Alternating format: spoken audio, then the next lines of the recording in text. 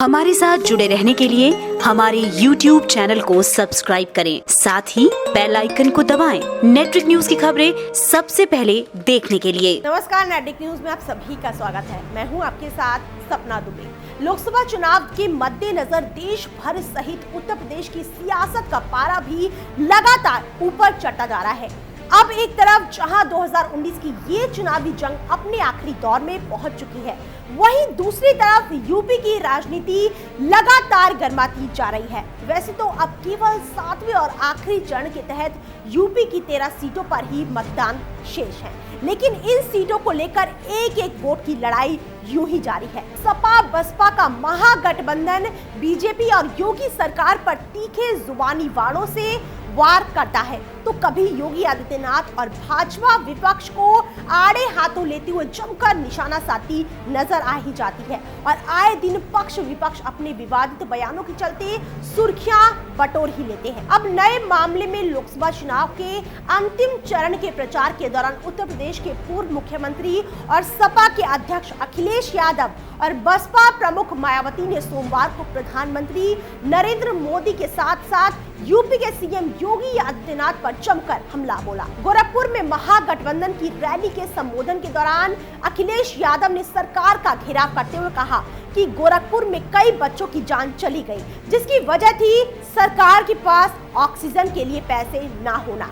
मौजूदा सरकार ने डॉक्टर को झूठा फंसाया, जबकि सुप्रीम कोर्ट ने उस डॉक्टर को निर्दोष करार दे दिया है।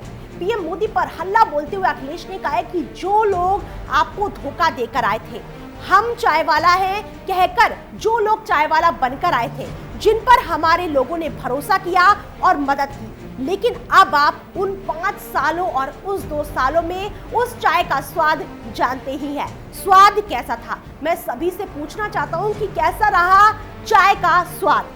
सपा अध्यक्ष यही नहीं रुके। आगे बात करते हुए अखिलेश ने कहा कि केवल चौकीदार की कुर्सी छीनने से ही काम नहीं चलेगा, थोक देने वाले से भी कुर्सी छीननी होगी जो ठोकीदार बने हुए हैं। अखिलेश ने योगी आदित्यनाथ के एक बयान का जिक्र करते हुए उन पर पलटवार करते हुए कहा कि वो हमें सांप और छछूंदर कहते हैं।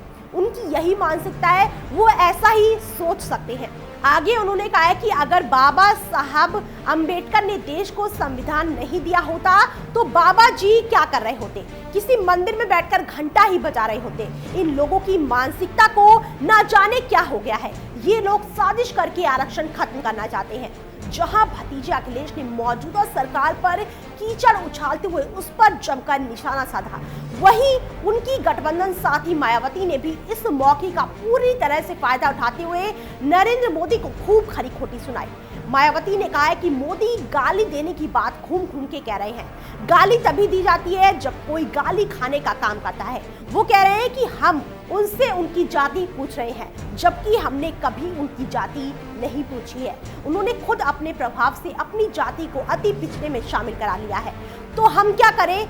वो तो फर्जी बने हुए पिछड़े हैं। अखिलेश ने इस भारी जनसभा को देखते हुए कहा कि आप लोगों का उत्साह बता रहा है कि हमें ऐतिहासिक वोटों से जीत मिलेगी। बता दें कि आसपास के जिलों में भी गठबंधन की आंधी से कोई भी नहीं बचेगा। उपचुनाव में हमें बसपा का समर्थन था और अब गठबंधन है, यानी अब तो ये जो लोग हार रहे हैं उन्हें भी समझ आ गया होगा कि उनका समय अब जल्द ही खत्म होने वाला है। बहरहाल अब ये देखना दिलचस्प होगा कि भाजपा और योगी की तरफ से बुआ भतीजे की इस बयान पर क्या प्रतिक्रिया आती है। फिलहाल इतना ही। बाकी ऐसी और बड़ी खबरों के लिए वीडियो को लाइक और शेयर करने के साथ साथ चैनल को सब्सक्राइब करना ना भूलें।